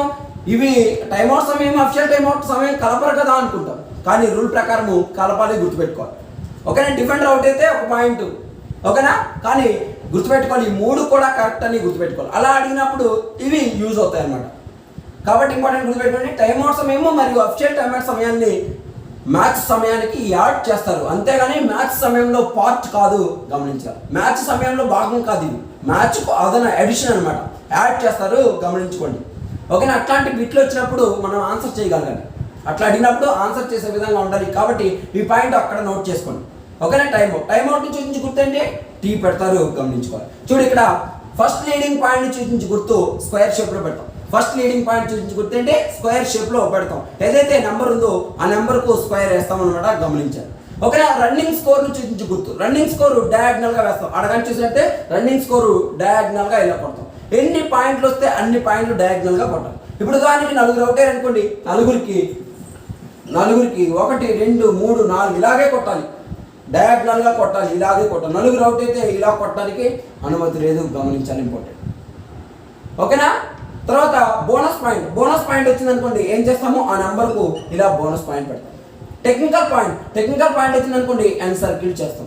తర్వాత లోనా వచ్చింది అనుకోండి, ఉదాహరణకి ఒక్కడే ఉన్నాడు, ఒకరిని అవుట్ చేసుకున్నా అంటే కోచ్ మొత్తం ఖాళీ అయింది, ఆల్అవుట్ అయింది, అప్పుడు ఏమవుతుంది, లోనా అంటారు, దాన్ని ఏమంటారు, లోనా. కాబట్టి 1 + 2 1కేమంటే ఇలా కొట్టాలి, లోనా గుర్తుగా ఇలా కొట్టాలి. ఎందుకంటే హారిజాంటల్ లోనా అంటే ఎన్ని పాయింట్లు, 2 పాయింట్లకి ఇలా కొట్టాలి. తర్వాత సూపర్ ట్యాకిల్ వచ్చింది కాబట్టి సూపర్ ట్యాకిల్ గుర్తుగా ఇలా క్రాస్ మార్చాలి. ఎన్ని పాయింట్లకి, 2 పాయింట్లు. ఎన్ని పాయింట్కి, 2 పాయింట్లకు క్రాస్ చేస్తారనమాట. ఇంటూ మార్క్గా క్రాస్ పెట్టాలి. టైం అవుట్కు ఏం పెట్టాలి, టీ అనే మార్చాలి. ఇలా స్కోర్ షీట్ మొత్తాన్ని కూడా నింపుతాడు. ఎవరంటే స్కోరర్ ఎవరైతే ఉన్నారో, స్కోరర్ అనేవాళ్ళు స్కోర్ షీట్ కలిగి ఉండి ప్రతి పాయింట్ను కూడా నమోదు చేసుకుంటూ ఉంటాడు. తర్వాత ప్రతి అర్ధ భాగం ముగిసిన తర్వాత, అంటే ఫస్ట్ హాఫ్ అయిపోయిన తర్వాత రిఫరీ అనుమతితోటి ఇరు జట్ల స్కోర్ను అనౌన్స్ చేస్తాడు. రిఫరీ స్కోర్ను ఎప్పుడు అనౌన్స్ చేస్తాడు, చివరి 5 నిమిషాలు అనౌన్స్ చేస్తాడు. చివరి 5 నిమిషాలకు ముందే అనౌన్స్ చేస్తాడు రిఫరీ. కానీ ఈ స్కోరర్ అనేవాడు రిఫరీ అనుమతితోటి ఒక అర్ధ భాగం అయిపోయిన తర్వాత, ఫస్ట్ హాఫ్ అయిపోయింది, ఏ టీం స్కోరు 25 పాయింట్లు, బి టీం స్కోరు 22 పాయింట్లు. అట్లా ప్రతి అర్ధ భాగం అయిన తర్వాత, ఫస్ట్ అర్ధ భాగం అయిన తర్వాత అనౌన్స్ చేస్తాడు. మరియు మ్యాచ్ మొత్తం అయిపోయిన తర్వాత కూడా రిజల్ట్ కూడా అనౌన్స్ చేసేది ఎవరంటే స్కోరర్కి ఉంటుంది, గుర్తుపెట్టుకోవాలి. ఓకేనా? స్కోరర్ ఏం చేస్తాడు, స్కోర్ షీట్ కలిగి ఉండి ఇరు జట్ల సమాచారాన్ని మొత్తాన్ని కూడా నమోదు చేయట, మరియు అంపైర్లు ప్రకటించిన ప్రతి పాయింట్ను నమోదు చేసుకుంటా, సబ్స్టిట్యూట్ను నమోదు చేసుకుంటా, టైమ్అవుట్స్ను నమోదు చేసుకుంటా. ఓకేనా? తర్వాత అంపైర్లు ప్రకటించిన ప్రతి పాయింట్ తనకు నిర్ణయించిన సింబల్ ఏదైతే ఉందో ఆ సింబల్స్ తోటి స్కోర్ షీట్ మొత్తాన్ని కూడా ఫిల్ చేయట. మొదటి అర్ధభాగం అయిన తర్వాత రిఫరీ అనుమతితోటి రిజల్ట్ ప్రకటించుట, అంటే ఇరు జట్ల స్కోర్ను ప్రకటించుట. మ్యాచ్ మొత్తం అయిపోయిన తర్వాత ఇరు జట్ల స్కోర్ను ప్రకటించుట, అంటే రిజల్ట్ ప్రకటించుట. ఎవరి యొక్క బాధ్యత, స్కోరర్ 1 యొక్క బాధ్యత. ఎవరి పర్మిషన్తో చేయాలి, రిఫరీ పర్మిషన్ తోటే అనౌన్స్ చేయాలి, గుర్తుపెట్టుకోండి. ఓకేనా? అయిపోయిన తర్వాత అంపైర్స్ మరియు రిఫరీ తోటి అఫీషియల్స్ అందరితోటి సంతకాలు పెట్టించుకొని స్కోర్ షీట్ మొత్తాన్ని కూడా నింపాలి. ఓకేనా? ఇది వెరీ ఇంపార్టెంట్, గుర్తుపెట్టుకోండి. ఎవరి యొక్క డ్యూటీస్, స్కోరర్ యొక్క డ్యూటీస్. ఓకేనా? ఏమని అడుగుతాంటే మొదటి అర్ధభాగం అయిన తర్వాత ఇరు జట్ల స్కోర్ను అనౌన్స్ చేసే బాధ్యత ఎవరిదంటే స్కోరర్కి ఉంటుంది. మ్యాచ్ ముగిసిన తర్వాత ఇరు జట్ల ఫలితాన్ని ప్రకటించే అధికారి ఎవరంటే స్కోరర్. ఓకేనా? స్కోర్ షీట్ను మొదటి నుంచి చివరి వరకు నమోదు చేసే బాధ్యత ఎవరిదంటే స్కోరర్. ఓకేనా? గుర్తుపెట్టుకోవాలి. అవి తర్వాత సింబల్స్ ఏవైతే ఉన్నాయో, సింబల్స్ ఇవి వెరీ ఇంపార్టెంట్, గుర్తుపెట్టుకోవాలి. వెరీ ఇంపార్టెంట్ అండి. ఆ సింబల్స్ మీరు ఖచ్చితంగా నోట్ చేసుకోవాలి. ఓకేనా? ఇక్కడ ఒక పాయింట్ చెప్పిన ఆ పాయింట్ కూడా టైమ్ అవుట్స్ దగ్గర నోట్ చేసుకోండి, ఇంపార్టెంట్. ఓకేనా? రైట్. ఇది తర్వాత అసిస్టెంట్ స్కోరర్స్. ఇది స్కోరర్. తర్వాత అసిస్టెంట్ స్కోరర్స్ ఇద్దరు ఉంటారు. ఎంతమంది ఉంటారు, ఇద్దరు ఉంటారు. వీళ్ళు ఎక్కడ ఉంటారంటే ఇక్కడ సిట్టింగ్ బ్లాక్ ఉంటుంది కదా, ఇక్కడ సిట్టింగ్ బ్లాక్ ఉంటుంది కదా. ఈ సిట్టింగ్ బ్లాక్ ఎండ్ లైన్కు మధ్యలో నిలబడి ఎండ్ లైన్కు సిట్టింగ్ బ్లాక్ మధ్యలో నిలబడి వీళ్ళ దగ్గర కూడా స్కోర్ షీట్ ఉంటుంది. ఏముంటుంది, స్కోర్ షీట్ ఉంటుంది. స్కోర్ షీట్ కలిగి ఉండి వాళ్ళ ముందున్న టీంలో, అంటే ఈ టీంలో ఎవరైనా క్రీడాకారుడు అవుట్ అవుతుంటే అవుట్ అయిన క్రీడాకారుడు మరియు రివైవల్ అయిన క్రీడాకారుడు నమోదు చేసుకుంటాడు. అంటే ఉదాహరణకి ఈ టీంలో చెస్ట్ నెంబర్ 7 అవుట్ అయ్యాడనుకో, వాడు బయటకు రావాలి కదా. ఆ బయటకు వచ్చిన తర్వాత ఇక్కడ కూర్చోవాలి. ఎక్కడ కూర్చోవాలి, సిట్టింగ్ బ్లాక్లో రైట్ సైడ్ కూర్చోవాలి. కూర్చోబెట్టాలి. అప్పుడు వాడి యొక్క టీషర్ట్ నెంబర్ నమోదు చేస్తాడు. అక్కడ పైన ఉంటాయి వరుసగా 1 2 3 4 5 6 పాయింట్స్ ఉంటాయి. ఆ పాయింట్కి ఎదురుగా చెస్ట్ నెంబర్ 7, మళ్ళీ ఇంకొకటి అవుట్ అయ్యాడు చెస్ట్ నెంబర్ 6, మళ్ళీ ఇంకోటి అవుట్ అయ్యాడు చెస్ట్ నెంబర్ 4, మళ్ళీ ఇంకోటి అవుట్ అయ్యాడు చెస్ట్ నెంబర్ 1 అనుకో. అట్లా మరలా ఈ టీం వాడు ఆ టీంలో క్రీడాకారుని అవుట్ చేశాడు. అప్పుడు వీడు లోపలికి వెళ్తాడు కదా, లోపలికి వెళ్ళినప్పుడు ఇక్కడ వేస్తాడు. ఎందుకు వేస్తా అంటే వీడి ప్లేస్లో వీడే మరలా రివైవల్ కావాలి. అంతేగాని 6వ నెంబర్ ఇక్కడ వేయకూడదు. ఎందుకంటే 6వ వాడు వీడి ప్లేస్లో రివైవల్ కావడానికి లేదు. కాబట్టి మరలా ఈ టీం వాడు ఆ టీంలో పాయింట్ తెచ్చనుకోండి 6. అట్లా ఉంటుంది స్కోర్ షీటు. ఇలా స్కోర్ షీట్ నింపాలి. అంటే వాడి ముందున్న టీంలో ఎవరు అవుట్ అవుతున్నాడు, ఎవరు రివైవల్ అవుతున్నాడో నమోదు చేసుకోవాలి. తర్వాత ప్రత్యర్థి క్రీడాకారులు ఈ టీంకి వచ్చి, అంటే వాడి ముందున్న టీంలోకి వచ్చి ఎవరైనా బోనస్ పాయింట్ చేసినా లేదంటే టెక్నికల్ పాయింట్ వచ్చినా కూడా ప్రతి పాయింట్ని కూడా నమోదు చేసుకుంటారు. ఎవరు నమోదు చేసుకుంటారంటే స్కోరర్ అసిస్టెంట్ స్కోరర్ నమోదు చేసుకుంటారు. అసిస్టెంట్ స్కోరర్స్ అనేవాళ్ళు 2 ఉంటారు. ఈ టీంకి ఒకరు, ఈ టీం వైపు ఒకరు ఉంటారు. ఓకే, అసిస్టెంట్ స్కోరర్ ఏం చేస్తారంటే ఎవరు అవుట్ అయ్యారు, ఎవరు రివైవల్ అయ్యారో నమోదు చేసుకుంటారు. ప్లస్ ఈ టీం వాళ్ళు వచ్చి ఇక్కడికి వచ్చి ఎవరు బోనస్ చేసినా లేదంటే టెక్నికల్ పాయింట్ వచ్చినా, ఈ టీంకు టెక్నికల్ పాయింట్ వచ్చినా కూడా నమోదు చేసుకుంటాడు. అంటే ఎవరు స్కోర్ నమోదు చేసుకున్నట్టు ఈ టీం వాడు. ఈ అసిస్టెంట్ స్కోరర్ ఎవరు స్కోర్ నమోదు చేసుకుంటున్నాడు అంటే వీళ్ళ స్కోర్ నమోదు చేసుకుంటున్నట్టు. ఈ అసిస్టెంట్ స్కోరర్ ఎవరు స్కోర్ నమోదు చేసుకుంటే వీళ్ళ స్కోర్ నమోదు చేసుకుంటున్నట్టు. ఎందుకంటే ఈ క్రీడాకారుడు అవుట్ అయ్యాడు, బయటకు వచ్చాడంటే ఎవరు స్కోర్ అది? అపోనెంట్ వాడి స్కోర్. అంతే కదా. ఆ క్రీడాకారుడు వచ్చి ఇక్కడ బోనస్ తీశాడు అంటే ఎవరి పాయింట్? Opponent point. ఆ క్రీడాకారుడికి టెక్నికల్ పాయింట్ వచ్చిందంటే ఎవరి పాయింట్? Opponent point. అంటే వాళ్ళ పాయింట్ వీడు నమోదు చేసుకుంటాడు, వీళ్ళ పాయింట్ వీడు నమోదు చేసుకుంటాడు. ఇంపార్టెంట్ గుర్తుపెట్టుకోవాలి. ఓకేనా. ఈ స్కోర్ షీట్ చాలా మందికి కూడా అర్థం కాదు, కానీ నీట్గా ఒక్కసారి కానీ మనం ప్రాక్టికల్గా చేసినట్టయితే చాలా ఈజీగా ఉంటుంది. ఏదో తెలుసా, ఈ క్రీడాకారుడు అవుట్ అయిన క్రీడాకారుడు చెస్ట్ నెంబర్ రాసుకుంటాం. వాడి కింద మరలా వాడే రివైవల్ కావాలి, అంటే వాడి ప్లేస్లో వాడే రివైవల్ కావాలి. ఎవరైతే అవుట్ అయ్యారో అదే ఆర్డర్లో రివైవల్ కావాల్సి ఉంటుంది. మనం చెప్పుకున్నాం రూల్స్లో. ఓకేనా. వాళ్ళు ఎవరైతే అవుట్ అయ్యారో వాడు టీషర్ట్ నెంబర్స్ వేసుకుంటున్నామంటే అది ఎవరి స్కోర్ అంటే అపోనెంట్ వాళ్ళ స్కోర్. వాడు వచ్చి ఈ టీంలో బోనస్ చేశాడు, ఇక్కడ బోనస్ చేశాడు ఈ ఆఫ్లో, అంటే ఎవరి స్కోరు? అపోనెంట్ వాడి స్కోర్. అపోనెంట్ వాడికి ఇక్కడికి వచ్చి టెక్నికల్ పాయింట్ వచ్చింది, ఎవరి స్కోరు? అపోనెంట్. అంటే అపోనెంట్ వాళ్ళు తీసిన పాయింట్స్ అన్నీ కూడా వీడు నమోదు చేస్తాడు. ఓకే, ఈ టీం సంపాదించిన పాయింట్స్ అన్నీ కూడా వీడు నమోదు చేస్తాడు. గుర్తుపెట్టుకోవాలి. ఇలా ఒక అర్థమైన తర్వాత వీడు ఇటు వెళ్తాడు, వీడు ఇటు వెళ్తాడు. ఎందుకంటే వీళ్ళు మారుతారు కదా, వాళ్ళు మారినప్పుడు వీళ్ళు కూడా వీడటు వీళ్ళు ఇటు వెళ్తాడు. అలా గుర్తుపెట్టుకోవాలి. వాళ్ళు ఏం చేస్తారంటే వాళ్ళ ముందున్న టీం స్కోర్ ఏదైతే ఉందో ఆ స్కోర్ నమోదు చేసుకుంటూ ఉంటారు. అంటే వాళ్ళ టీము ముందు జరిగిందో ఆ మొత్తాన్ని కూడా నమోదు చేసుకుంటారు. అంటే ఎవరి స్కోర్ అది? అపోనెంట్ వాళ్ళ స్కోర్ అనమాట. ఇంపార్టెంట్ గుర్తుపెట్టుకోవాలి. ఓకేనా. ఇది అసిస్టెంట్ స్కోరర్ యొక్క బాధ్యత. అసిస్టెంట్ స్కోరర్ యొక్క బాధ్యతలు ఏమిటంటే అవి. ఎవరైనా క్రీడాకారుడు ఒకవేళ ఎండ్ లైన్లో టచ్ చేశాడు అనుకోండి, అంపైర్కి తెలియజేస్తాడు. ఎండ్ లైన్ దాటాడు అనుకోండి, టచ్ చేస్తే కాదు, దాటితే అంపైర్కు తెలియజేసే బాధ్యత ఎవరంటే అసిస్టెంట్ స్కోరర్కు ఉంటుంది. గమనించాలి, వెరీ వెరీ ఇంపార్టెంట్. ఓకేనా. ఇవి అసిస్టెంట్ స్కోరర్ యొక్క బాధ్యత. అసిస్టెంట్ స్కోరర్ ఏం చేయాలంటే ఒక అర్ధభాగం అయిన తర్వాత వచ్చి చెక్ చేసుకోవాలి. ఎవరి దగ్గర అంటే స్కోరర్ ఉంటాడు కదా, ఆ స్కోరర్ దగ్గర చెక్ చేసుకోవాలి. స్కోరర్ ఎక్కడ ఉంటాడంటే ఇక్కడ స్కోరర్ టేబుల్ ఉంటుంది, స్కోరర్ టేబుల్ వద్ద కూర్చొని ఉంటాడు. వీళ్ళిద్దరు వెళ్ళి వీళ్ళు ఎన్ని పాయింట్లు చెక్ చేసుకుంటారు. వాళ్ళకి ట్రాలీ చేసుకొని చూడాలి. తప్పు మార్క్ చేయకూడదు, ఖచ్చితంగా ఎగ్జాక్ట్గా మార్క్ చేయవలసి ఉంటుంది అన్నమాట. ఓకేనా. అది అసిస్టెంట్ స్కోరర్ యొక్క బాధ్యత. తర్వాత లైన్ ఎంపైర్స్. లైన్ ఎంపైర్స్ 2 ఉంటారు. లైన్ ఎంపైర్స్ ఎంతమంది ఉంటారు? 2 లైన్ ఎంపైర్స్ ఉంటారు. ఒక లైన్ ఎంపైర్ ఎక్కడ ఉంటాడు, ఒక లైన్ ఎంపైర్ ఎక్కడ ఉంటాడు. లైన్ ఎంపైర్స్ ఏం చేస్తారంటే ఎవరైనా క్రీడాకారుడు లాబీ లైన్ టచ్ చేస్తున్నాడా, లాబీ లైన్ తాకుతున్నాడా, లేదంటే ఎండ్ లైన్ దాటుతున్నాడా చూసి అంపైర్ తెలియజేస్తూ ఉంటారు. వీళ్ళ యొక్క డ్యూటీస్ ఏంటంటే ఏ క్రీడాకారుడు వాడు స్కోర్ వేసుకుంటూ ఉంటాడు, అసిస్టెంట్ స్కోర్ చూడొచ్చు చూడకపోవచ్చు. కాబట్టి లైన్ ఎంపైర్స్ను కొత్తగా ఇంక్లూడ్ చేశారు, గమనించాలి. ఓకేనా. లైన్ ఎంపైర్స్ ఎవరైతే ఉన్నారో లైన్ ఎంపైర్స్ ఏం చేస్తారంటే క్రీడాకారులు ఎవరైనా దాటిపోతున్నారా అంటే ఉదాహరణ టచ్ ఆఫ్ స్ట్రగుల్ జరిగిన తర్వాత లాబీకి ఫీల్డ్కు కాంటాక్ట్లో ఉండాలి కొంత భాగమైన, అలా కాకుండా పూర్తిగా దాటిపోతే అలా ఎవరు దాటిపోతున్నారు, ఎవరు ఫీల్డ్ కొలతారు అంటే టచ్ ఆఫ్ స్ట్రగుల్ జరగకముందు లాబీ లైన్ టచ్ చేస్తున్నారు, ఎండ్ లైన్ దాటుతున్నారు అని చూసి అంపైర్కి తెలియజేసే బాధ్యత ఎవరిదంటే లైన్ ఎంపైర్స్ది. ఎవరిదంటే లైన్ ఎంపైర్స్. ఎంతమంది ఉంటారు లైన్ ఎంపైర్స్? 2 ఉంటారు. ఏం చేస్తారంటే గేమ్ జరిగే సందర్భంలో ఎవరైనా క్రీడాకారుడు లాబీని తాకుతున్నాడా, ఎండ్ లైన్ దాటుతున్నాడా, లేదా టచ్ ఆఫ్ స్ట్రగుల్ జరిగిన తర్వాత లాబీ దాటి అంటే ఎండ్ లైన్ బౌండరీ లైన్ దాటి బయటకు వెళ్తున్నాడా, లేదంటే ఫీల్డ్ కొంత భాగమైన కాంటాక్ట్ ఉన్నాడా చూసి అవన్నీ కూడా అంపైర్ తెలియజేసే బాధ్యత ఉందంటే లైన్ ఎంపైర్స్ ఉంటుంది, గమనించాలి. ఓకేనా. తర్వాత టేబుల్ ఆఫ్ షేర్స్. ఈ టేబుల్ ఆఫ్ షేర్స్ 4. ఈ 4 ఎవరు అనేది మనకి ఏకేఎఫ్ఐ రూల్ బుక్లో ఎక్కడా కూడా ఇవ్వలేదు. ఈ 4 యొక్క డ్యూటీస్ ఏంటి అనేది కూడా ఎవరెవరు ఉంటారు ఈ 4 అనేది ఎక్కడా కూడా మెన్షన్ చేయలేదు. టేబుల్ ఆఫ్ షేర్స్ 4 ఉంటారని మాత్రమే చెప్పారు, కానీ వీళ్ళు ఉండాలని ఏకేఎఫ్ఐ రూల్ బుక్లో ఎక్కడా చెప్పలేదు. ప్లస్ వాళ్ళ యొక్క డ్యూటీస్ ఏంటి అనేది కూడా చెప్పలేదు. అయితే మనం అనుకునేది ఏంటంటే నేను చెప్పేది ఏంటంటే ఎవరెవరు ఉంటారంటే ప్రాక్టికల్గా మనం చూసిన దాన్ని బట్టి చెప్తున్నాను. ఎవరెవరు ఉంటారంటే ఒకరు 30 second clock operator, 30 second clock operator. అంటే 30 సెకండ్లు ఇంతకుముందు లేదన్నమాట ఈ రూల్. ఇప్పుడు 2017లో కొత్తగా పెట్టారు. ఏం రూల్ అంటే ఒక రైడ్ 30 సెకండ్ మాత్రమే చేయాలి, 30 సెకండ్ల కన్నా ఎక్కువ చేయకూడదు అని. కాబట్టి ఈ 30 సెకండ్ క్లాక్ ఆపరేటర్ను ఇంక్లూడ్ చేశారు అని నేను భావిస్తున్నాను. ఎందుకంటే ప్రాక్టికల్గా నేను అఫిషియేటింగ్ చేశాను అనమాట. సాఫ్ గేమ్స్ జరిగాయి. అంటే మన స్పోర్ట్స్ అథారిటీ ఆఫ్ ఆంధ్రప్రదేశ్ సంబంధించి గేమ్స్, సీనియర్ గేమ్స్ ఒంగోలులో జరిగాయి, సీనియర్ స్టేట్ మీట్ అనమాట.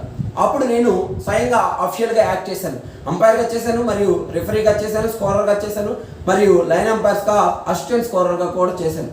కాబట్టి దాని అనుభవం నేను చెప్తున్నాను ఏంటంటే 30 second clock operator.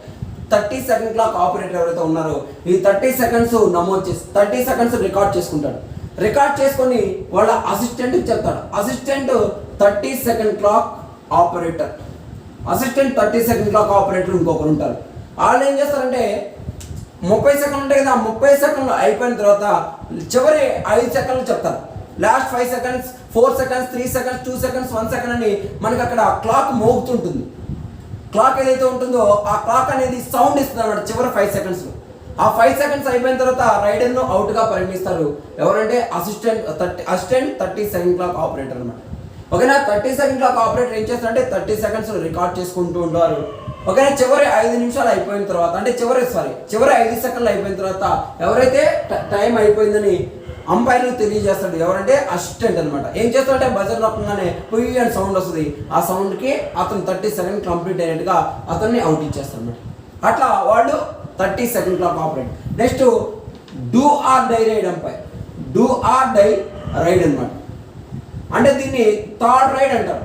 Third raid umpires, third raid umpires కూడా ఉంటారు. ఇక్కడ థర్డ్ రైడ్ అంపైర్ ప్లస్ వాళ్ళ అసిస్టెంట్ థర్డ్ రైడ్ అంపైర్. ఈ థర్డ్ రైడ్ అంపైర్ ఏం చేస్తాడంటే స్కోర్ షీట్ ఉంటుంది. ఇద్దరు కూడా ఏముంటుంది, స్కోర్ షీట్ ఉంటుంది.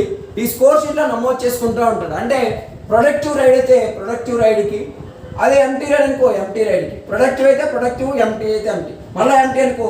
అట్లా 2 వరుస ఎంటీ రైడ్ తర్వాత మూడో రైడ్ ఏదైతే ఉందో ఆ మూడో రైడ్ను ఈ వాళ్ళ అసిస్టెంట్ చేత అనౌన్స్ చేపిస్తాడు అనమాట. థర్డ్ రైడ్ లేదా డూ ఆర్ డై రైడ్ అని అనౌన్స్ చేపిస్తాడు. ఎవరంటే assistant do or die raid umpire అన్నమాట.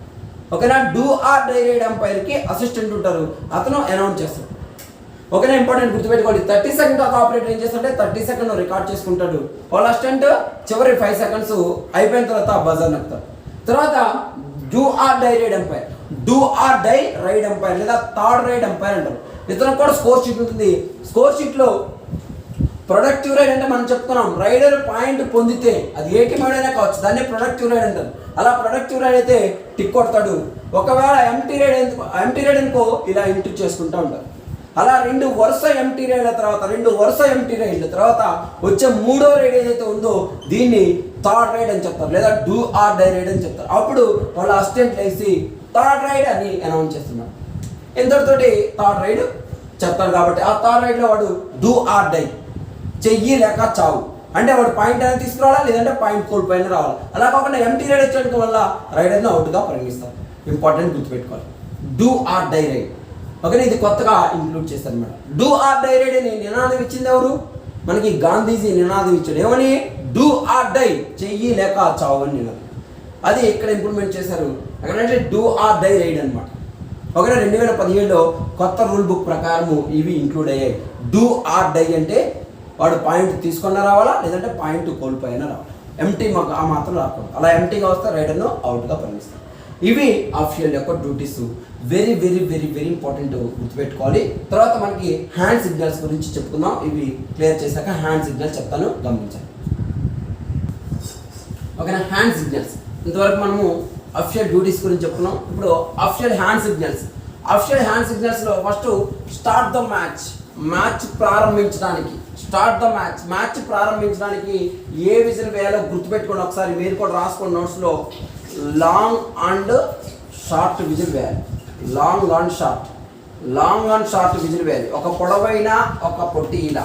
దానికి సిగ్నల్ ఎలా చూపిస్తారంటే చూడు, ముందు ఇలా చేయి పైకెత్తి రెండవ చేతిను ఇలా పెట్టి ఇలా అనేటప్పుడు చేతిని ఈ వైపుకు వంచాలి. చూడండి, ఇలా పెడతాం కదా, ఇలా పెట్టి ఈ చేతిని ఇలా అంటూ ఇలా వంచాలి ఈ చేతిని. ఓకేనా. ఈ చేతిని ఇలా అంటూ ఇలా ఉంచాలి. ఒకవేళ ఇటు రైడర్ వెళ్ళాలనుకోండి, ఈ చేతిని పైకి ఎత్తారు, ఈ చేతిని పైకి ఎత్తి ఇలా అంటూ ఈ చేతి ఇలా ఒక సైడ్కి అనాలి, గుర్తుపెట్టుకోవాలి. ఓకేనా. Start the match. ఏ విధంగా వేస్తారు? Long on short. ఇదిగో చూడు అట్లా అనమాట. ఓకేనా. Long whistle followed by shot whistle. Long on short whistle గుర్తుపెట్టుకోండి. ఓకేనా. ఎలా చేస్తారో చూడు. ఇలా పెడతాడు, ఒక చేయి పైకి ఎత్తాడు, ఇలా అంటూ ఇలా రైట్ చేస్తాడు, ఇలా ఒక సైడ్కి హ్యాండ్ను ఒక సైడ్ బెండ్ చేయాలి, గుర్తుపెట్టుకోండి, ఇంపార్టెంట్. ఓకేనా. Start the match. మ్యాచ్ ప్రారంభించడానికి ఏ విజిల్ వేయాలంటే లాంగ్ అండ్ షార్ట్ విజిల్ వేయాలి. సిగ్నల్ ఎలా చూపిస్తాడంటే చెయ్యి పైకెత్తి ఈ చేత్తో ఇలా అంటూ ఈ చేతిని ఒక సైడ్కి ఉంచాలి, గుర్తుపెట్టుకోండి. Start the match. మ్యాచ్ ప్రారంభించడానికి లాంగ్ అండ్ షార్ట్ విజిల్ గుర్తుపెట్టుకోవాలి. తర్వాత out of bounds. Out of bounds అంటే బౌండరీ దాటి వెళ్ళిపోయాడు. క్రీడాకారుడు రైడర్ కావచ్చు, లేదంటే డిఫెండర్ కావచ్చు, ఎవరైనా కావచ్చు. బౌండరీ దాటి వెళ్తే దీనికి ఏ విజిల్ వేస్తారంటే లాంగ్ విజిల్ వేయాలి. ఏ విజిల్ వేయాలి? లాంగ్ విజిల్, గుర్తుపెట్టుకోండి. Long whistle. దేనికి? అవుట్ ఆఫ్ బౌండ్స్ ఏదైతే ఉందో, అవుట్ ఆఫ్ బౌండ్స్ అంటే బౌండరీ దాటి వెళ్ళాడు. సిగ్నల్ ఎలా చూపిస్తారంటే ఇలా చూపిస్తారు.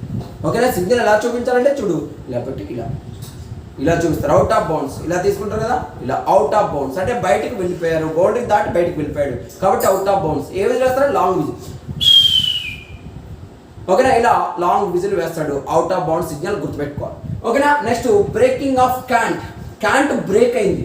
క్యాంట్ మొత్తం ఇంప్రాపర్ క్యాంట్ అయితే ఏం చేయాలి అంటే సరిగా ఉపయోగించకపోతే రైడర్ వెనుక పిలవాలి. కానీ క్యాంట్ లాస్ అయిపోయాడు, క్యాంట్ బ్రేక్ చేశాడు అంటే క్యాంట్ ఆఫ్ చేశాడు, అసలుకి క్యాంట్ ఉపయోగించట్లేదు. అప్పుడు ఏం చేయాలంటే షార్ట్ విజిల్ వేయాలి. ఏ విజిల్ వేయాలి దీనికి? షార్ట్ విజిల్ వేయాలి. గమనించాలి, ఇంపార్టెంట్. షార్ట్ విజిల్ అంటే గట్టి పొట్టియ్యల అంటారు. తెలుగులో ఏమంటారు? గట్టి పొట్టియ్యల గట్టిగా వేయాలంట. గట్టి పొట్టియ్యల షార్ట్ విజిల్. ఓకే. దీనికి బ్రేకింగ్ ఆఫ్ క్యాంట్కి దీనికి సిగ్నల్ ఎలా చూపిస్తారు చూడు. ఇలా గొంతు దగ్గర పట్టుకొని ఏళ్ళు ఇట్లా గొంతు దగ్గర పెట్టి షార్ట్ విజిల్ వేస్తారు. అట్లా అవుట్ ఇచ్చేస్తారు. ఎందుకంటే బ్రేకింగ్ ఆఫ్ క్యాంట్ బ్రేక్ చేశారు కాబట్టి సిగ్నల్ ఇలా చూపిస్తాడు. ఏ విజిల్ వేస్తారంటే షార్ట్ విజిల్ వేయాలి. గమనించండి. Short whistle. అడుగుతా మిమ్మల్ని, రైడర్ తన కోతను ఆపివేస్తే వేయవలసిన ఇలా అంటే షార్ట్ విజిల్ వేయాలి. దాని సిగ్నల్ ఎలా చూపిస్తారంటే ఇలా చూపిస్తాడు. ఇలా చూపించి ఇది కబడ్డీలో దేనికి గుర్తు అంటే ఏం చెప్తారు మీరు? బ్రేకింగ్ ఆఫ్ క్యాంట్ కోల్పోతే అని. తర్వాత కాలింగ్ ద రైడర్ బ్యాక్. రైడర్ను వెనుకకు పిలవడానికి ఏ విజిల్ వేయాలి? రైడర్ను వెనుకకు పిలవడానికి 2 షార్ట్ విజిల్స్ వేస్తాం. ఎన్ని short whistles? 2 short whistles. 2 short whistles అంటే 2 పొట్టి ఈలలు వేయాలి. 2 షార్ట్ విజిల్స్ వేయాలి, గుర్తుపెట్టుకోండి. దీనికి ఎలా చూపిస్తారు సిగ్నల్? ఇలా చూపిస్తారు. కాలింగ్ ద రైడర్ బ్యాక్ అట్లా 2 షార్ట్ విజిల్స్. ఇట్టే 2 షార్ట్ విజిల్స్ వేస్తారు అన్నమాట. 2 షార్ట్ విజిల్స్ వేసి రైడర్ను వెనుకకు పిలవాలి. ఓకేనా. గుర్తుపెట్టుకోండి, వెరీ ఇంపార్టెంట్. రైడర్ను వెనుకకు పిలుచుటకు వేయవలసిన ఈల అంటే 2 షార్ట్ విజిల్స్ వేయాలి. రైడర్ను ఎప్పుడు వెనుకకు పిలుస్తారో మీకు తెలుసు. ఎప్పుడు పిలుస్తారు? తన కోతలు సరిగా ఉపయోగించకపోయినా, లేదంటే తన కోత ప్రత్యర్థి కోర్టు తాకిన తర్వాత ఉపయోగించినా కూడా, లేదంటే ఒకరికన్నా ఎక్కువ మంది రైడర్ వెళ్ళినప్పుడు కూడా రైడర్ను వెనుకకు పిలవాలి. ఓకేనా. అలా రైడర్ను వెనుకకు పిలవడానికి వేయవలసిన ఈల అంటే 2 షార్ట్ విజిల్స్ వేయాలి. అలా కాకుండా రైడర్ ప్రత్యర్థి కోర్టులో తన కోతను సరిగా ఉపయోగించకపోతే వేయవలసిన ఈల అంటే సరిగా ఉపయోగించకపోతే ఏం చేస్తాం? వెనుకకు పిలుస్తాం. అంటే వెనుకకు పిలవడానికి వేయవలసిన ఈల అడిగాడు, గుర్తుపెట్టుకోవాలి. అక్కడ 2 క్వశ్చన్లు మనం ఆలోచించుకోవాలి. ఏమంటే రైడర్ సరిగా కోతను ఉపయోగించకపోతే వాడిని వెనుకకు పిలవాలి, అది గుర్తుండాలి మనకి. వెనుకకు పిలవడానికి వేయవలసిన ఈల ఏంటంటే 2 షార్ట్ విజిల్స్, అది గుర్తుండాలి. 2 గుర్తుండాలి మనకి. దాని సిగ్నల్ ఎలా చూపిస్తారంటే ఇలా చూపించాలి. Calling the raider back. రైడర్ను వెనుకకు పిలవడానికి ఇలా చూపించాలి. 2 షార్ట్ విజిల్స్ వేసి చూపించాలి, గమనించండి. ఓకేనా. తర్వాత బోత్ అవుట్స్ అంటే ఇద్దరు కూడా అవుట్ అయ్యారు. 2 టీంలో ఇద్దరు అవుట్ అయ్యారు. అప్పుడు దీనికి లాంగ్ విజిల్ వేయాలి. ఏ విజిల్ వేయాలి? Long whistle. బోత్ అవుట్స్ ఎలా చూపిస్తారంటే చూడు. ఉదాహరణకి ఇద్దరు అవుట్ అయ్యారు. ఇద్దరు ఈ టీంలో ఒకడు, ఈ టీంలో ఇద్దరు అవుట్ అయ్యారు కదా. బోత్ అవుట్స్ అంటే ఇద్దరు కూడా అవుట్ అయ్యారు. సిగ్నల్ ఇలా చూపించాలి. బోత్ అవుట్స్ కి సిగ్నల్ ఎలా చూపించాలి? ఇలా చూపించాలి. బోత్ అవుట్స్ ఇద్దరు కూడా అవుట్. ఏ విజిల్ వేస్తారు? లాంగ్ విజిల్ వేస్తారు. Long whistle. ఓకేనా. బోత్ అవుట్స్ కు ఇలా చూపించాలి, సిగ్నల్ గుర్తుపెట్టుకున్నాను. అంటే ఈ టీంలో అవుట్ అయ్యాడు, ఈ టీంలో అవుట్ అయ్యాడు. ఇద్దరు కూడా అవుట్ అయ్యారు. అంటే ఎప్పుడు అవుట్ అవుతారు ఇద్దరు కూడా? రైడరు పట్టుకున్నాను అంటే రైడరు డిఫెండర్ ఇద్దరు కూడా తోసుకొని బయటికి వెళ్ళిపోయారు, ఇద్దరు కూడా తోసుకొని బయటికి వెళ్ళిపోయారు. కాబట్టి అవుట్ ఇచ్చేస్తాం, బోత్ అవుట్స్ ఇస్తాము. ఇచ్చిన తర్వాత అంటే అవుట్ ఆఫ్ బౌండ్స్ ఇచ్చేసిన తర్వాత ఈచ్ 1 పాయింట్ అనౌన్స్ చేస్తాం. అంటే ఇద్దరు కూడా చెరొక పాయింట్ అనమాట.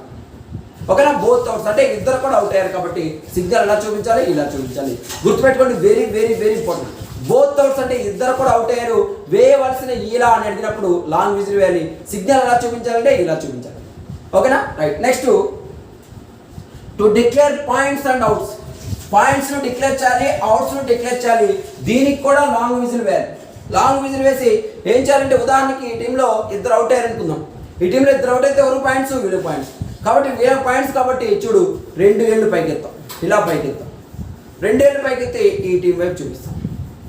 ఓకేనా, ఏ విజిల్ వేస్తాం, లాంగ్ విజిల్ వేస్తాం. ఏ విజిల్ వేస్తాము, లాంగ్ విజిల్ వేస్తాం. 2 ఏళ్ళు పైకెత్తాం, పైకి తలకన్నా పైకెత్తాలి. గుర్తుపెట్టుకోండి, తలకన్నా పైకెత్తాలి. తలకన్నా పైకెత్తి చూపించి వీళ్ళకి పాయింట్స్. ఏంటంటే 2 పాయింట్స్. ముగ్గురు అవుట్ అయితే 3 పాయింట్స్. ఎవరికంటే వీళ్ళకి. కాబట్టి చెయ్యి మొత్తం కూడా పైకి ఎత్తాలి. గుర్తుపెట్టుకోండి, కనపడట్లేదు కదా కింది. ఓకేనా, కనపడట్లేదు కాబట్టి కిందకి దించా, కానీ చెయ్యి పైకి ఎత్తాలి.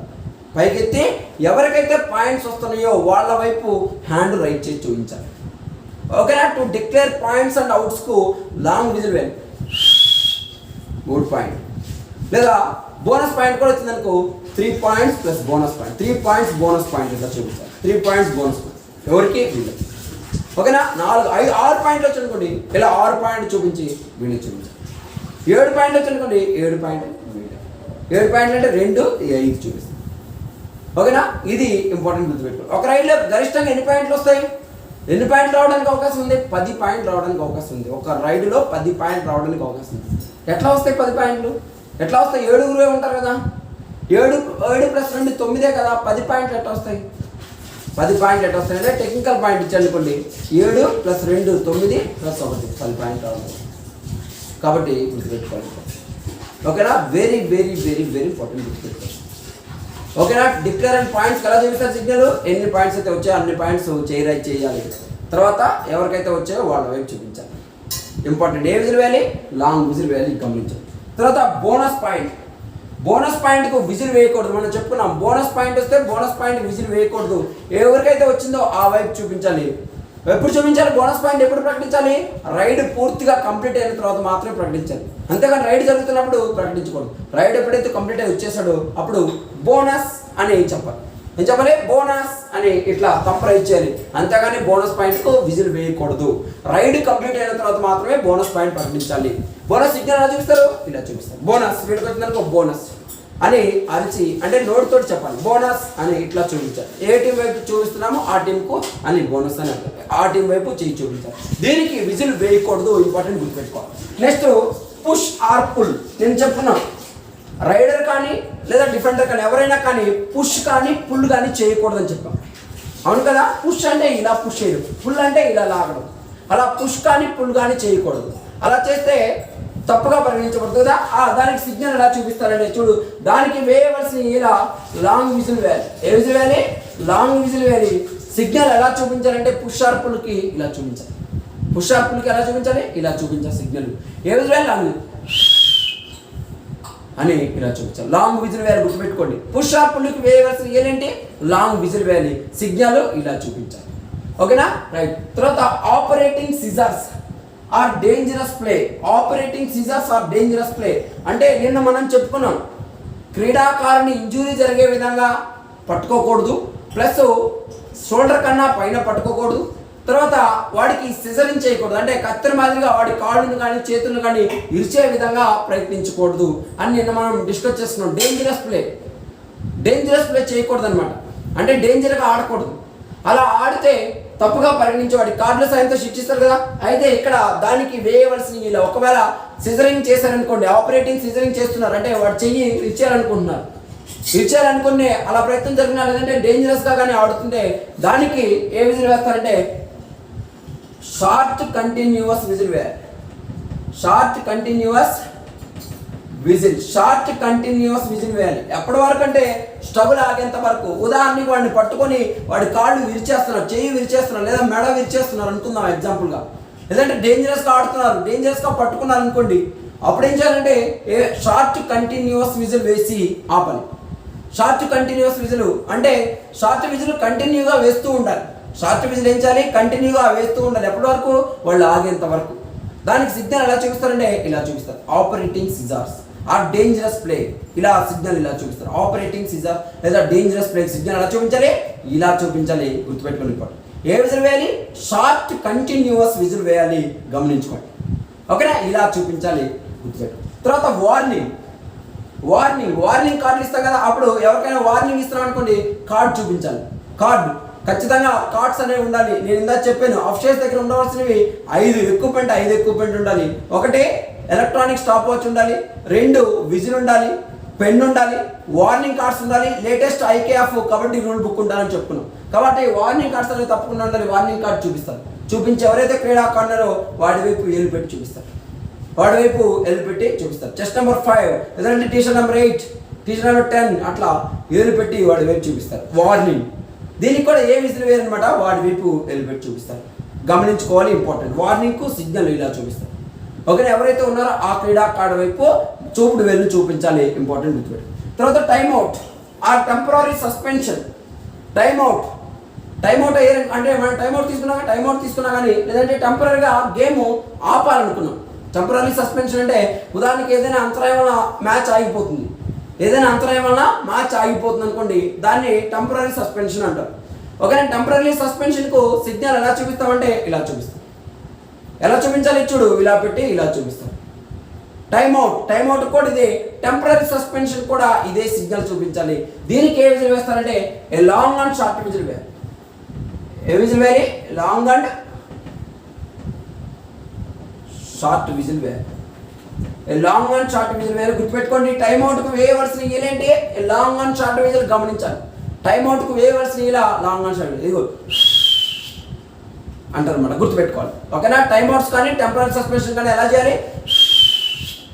ఇలా పెడతారు. ఏ లాంగ్ అండ్ షార్ట్ విజిల్ వేయాలి. గమనించండి, ఇంపార్టెంట్. తర్వాత స్టాప్ ఆర్ వెయిట్. స్టాప్, ఆగు, వెయిట్ చేయి. స్టాప్ అంటే ఉదాహరణకి అక్కడ స్ట్రగుల్ జరుగుతుంది, స్ట్రగుల్ని ఆపాలి. అంటే వాళ్ళు పట్టుకున్నారు, రైడర్ ఏమో గింజుకుంటున్నాడు. ఏం చేస్తున్నాడు? వాడి నుంచి తప్పించుకోవడానికి లాక్కుంటున్నాడు అనమాట. అక్కడ పోట్లాడుకుంటున్నారు ఇద్దరు కూడా. వాడేమో పట్టుకోవడానికి ట్రై చేస్తున్నాడు, వీడేమో వాడి నుంచి తప్పించుకోవడానికి ట్రై చేస్తున్నారు. దాన్ని ఏమంటారంటే అక్కడ మనము స్ట్రగుల్ అంటారు. ఏమంటారు? స్ట్రగుల్. పెనుగుల ఆట అంటారు తెలుగులో. ఒకవేళ అలా పెనుగులు ఆడుతున్నారు అనమాట. అలా పెనుగుల ఆటను స్ట్రగుల్ అంటారు. ఆ స్ట్రగుల్ని ఆపడానికి స్టాప్ ఆర్ వెయిట్, ఆగండి అని చెప్పడానికి ఎలా విజిల్ వేస్తాడంటే షార్ట్ కంటిన్యూస్ వేస్తాడు.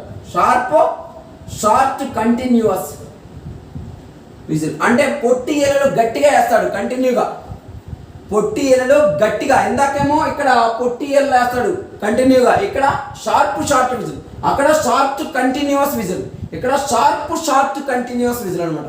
అక్కడ పొట్టియేల, ఇక్కడ పొట్టియేల గట్టిగా నిరంతరం వేస్తూ ఉంటాడు. గమనించాలి. స్టాప్ ఆర్ వెయిట్కు సిగ్నల్ ఇలా చూస్తాడు. ఇలా చూపించి పొట్టియేల ఏదైతే ఉందో, షార్ట్ విజిల్ ఏదైతే ఉందో దాన్ని షార్ప్గా వేస్తారు. గుర్తుపెట్టుకోవాలి, ఇంపార్టెంట్. ఓకేనా? స్టాప్ ఆర్ వెయిట్ ఆపండి, లేదంటే స్టాప్ ఆర్ వెయిట్ ఆపండి అని చెప్పడం కోసము నోటితో చెప్పకూడదు. ఏం చేయాలి? సిగ్నల్ చూపించాలి. సిగ్నల్ చూపించి ఈ విజిల్ ఏదైతే ఉందో ఆ విజిల్ వేయాలి. ఏ విజిల్ వేయాలి? ఇక్కడ షార్ట్ కంటిన్యూస్ విజిల్ వేయాలి. గుర్తుపెట్టుకోండి. తర్వాత ఆఫ్ టైం, అర్ధభాగం అయిపోయింది, లేదంటే సైడ్ చేంజ్. అర్ధభాగం అయిపోయింది కాబట్టి సైడ్ చేంజ్ కావాలి. దాని సిగ్నల్ ఎలా చూపించాలంటే ఇలా చూపించాలి. Half time or side change. ఓకేనా? ఇది ఇటున్న వాళ్ళు ఇటు సైడ్ రండి, ఇటున్న వాళ్ళు ఇటు సైడ్ రండి అని చెప్పడం అనమాట. ఆఫ్ టైం అయిపోయింది, సైడ్ చేంజ్ అవ్వండి. ఓకేనా? Half time or side change signal ఎలా చూపిస్తారు? ఇలా చూపించాలి. గమనించాలి. ఆఫ్ టైం ఆర్ సైడ్ చేంజ్కు ఇలా చూపించాలి. ఇటున్న వాళ్ళు ఇటు రావాలి, ఇటున్న వాళ్ళు ఇటు రావాలి. ఓకేనా? Half time or side change signal ఇది. ఏ విజిల్ వేస్తారంటే దీనికి కూడా లాంగ్ విజిల్ వేయాలి. ఏ విజిల్ వేయాలి? లాంగ్ విజిల్ వేయాలి. లాంగ్ విజిల్ వేసి గేమ్ ఆపి ఇటున్న వాళ్ళు ఇటున్న వాళ్ళు ఇటు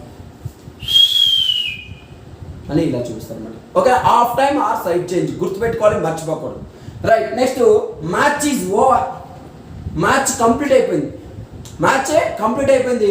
దీనికి కూడా లాంగ్ విజిలే వేయాలి. దీనికి కూడా ఏ విజిల్ వేయాలి? లాంగ్ విజిల్ వేయాలి. అక్కడ అంపైర్ రెఫరీ ఏం చేస్తాడంటే మధ్యలోకి వస్తాడు.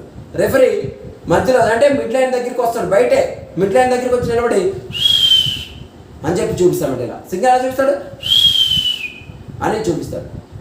ఓకేనా? రెఫరీ ఏం చేస్తాడంటే రెఫరీ క్లోజ్ చేసిన మ్యాచ్ నిందా మనం రెఫరీ అఫిషియల్ డ్యూటీస్లో చెప్పుకున్నాం. రెఫరీ మ్యాచ్ స్టార్ట్ చేసేది, రెఫరీయే మ్యాచ్ ఆఫ్ చేసేది. కాబట్టి సెంటర్ లైన్ దగ్గరికి వచ్చి ఏం చేస్తాడు, లాంగ్ విజిల్ వేసి మ్యాచ్ ఓవర్ చేస్తాడు, గుర్తుపెట్టుకోండి, మ్యాచ్ ఆపుతాడు. ఓకేనా. తర్వాత టెక్నికల్ పాయింట్. టెక్నికల్ పాయింట్కు విజిల్ వేయకూడదు. టెక్నికల్ పాయింట్ సిగ్నల్ ఇలా చూపించాలంటే ఇలా చూపించాలి. Technical point for a team, చూడు టెక్నికల్ పాయింట్ ఈ టీం పేరు. ఓకేనా. టెక్నికల్ పాయింట్ ఈ టీం, ఏ టీం అయితే ఆ టీంకు ఇలా చూపిస్తారు, 2 చేతులు గుప్పెలు పట్టుకొని ఇలా చూపిస్తారు. ఇది టెక్నికల్ పాయింట్ అనమాట. ఓకేనా. ఇవి హ్యాండ్ సిగ్నల్స్ గుర్తుపెట్టుకోవాలి. ఓకేనా. Very very very very important ఇవి హ్యాండ్ సిగ్నల్స్. ఓకేనా. రైట్. ఎవరైతే డిఎస్సి పీఈటీ కానీ పీడీ కానీ ప్రిపేర్ అవుతున్నారో వాళ్ళు మా SB success PET and PD coaching యాప్ను ప్లే స్టోర్ నుంచి డౌన్లోడ్ చేసుకోండి. మరియు ఏవైనా మీకు ఇన్ఫర్మేషన్, అదనపు ఇన్ఫర్మేషన్ కావాలంటే ఈ క్రింది నెంబర్లు ఏవైతే ఉన్నాయో ఈ నెంబర్లకు కాల్ చేసినట్లయితే మీకు వివరాలు చెప్పగలను. ఓకేనా. Thank you.